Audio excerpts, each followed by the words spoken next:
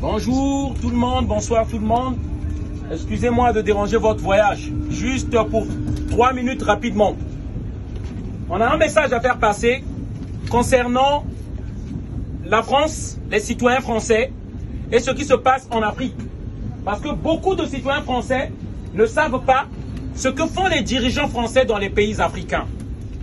C'est pourquoi nous, on vient vous expliquer ça, on vient vous en parler. Beaucoup de citoyens français ici ne savent pas que l'ambassade de la France au Burkina Faso a été brûlée le week-end dernier. Ils ne savent pas qu'est-ce qui s'est passé. Et ici, on cache les informations dans des chaînes de télévision manipulées. Alors, les citoyens français doivent savoir quelque chose. Les pays africains, lorsqu'on nous parle de décolonisation, on n'a jamais décolonisé les pays africains. Jamais. La France est restée toujours comme marionnettiste des dirigeants africains. Ici, il y aurait des citoyens qui vont me dire, c'est la faute à vos dirigeants. C'est eux qui pillent l'Afrique, qui prennent l'argent. Les dirigeants sont imposés par qui? Je vous prends un exemple. Au Congo-Brazzaville, en 1997, la France de Jacques Chirac a armé un despote qui est au pouvoir jusqu'à aujourd'hui avec les armes françaises.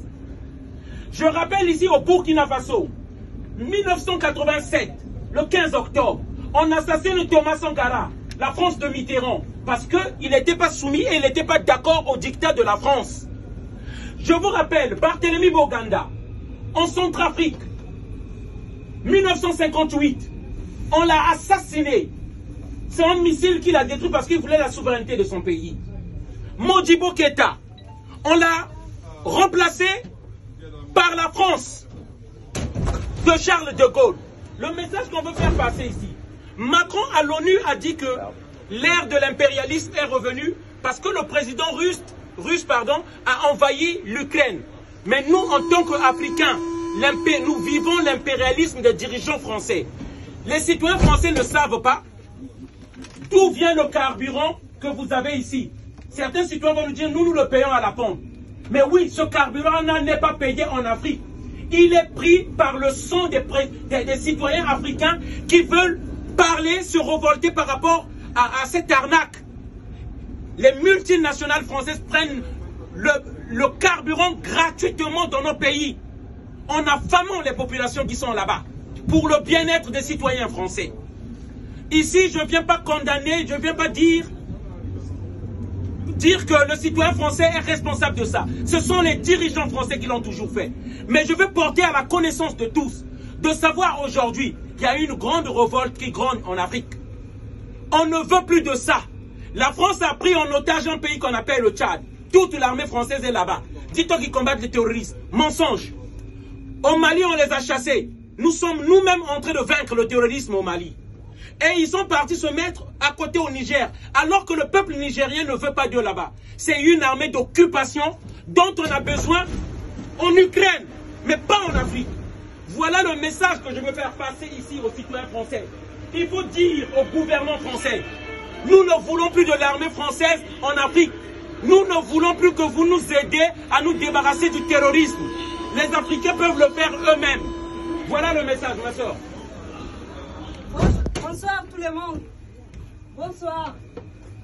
Je m'appelle Djarma. Je suis du Tchad. J'étais né dans une période de dictature, dans un régime de tyrannie.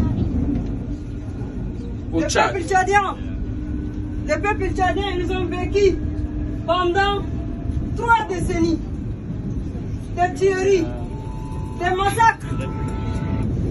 L'année dernière, le président, le tyran Idriss Déby a été tué.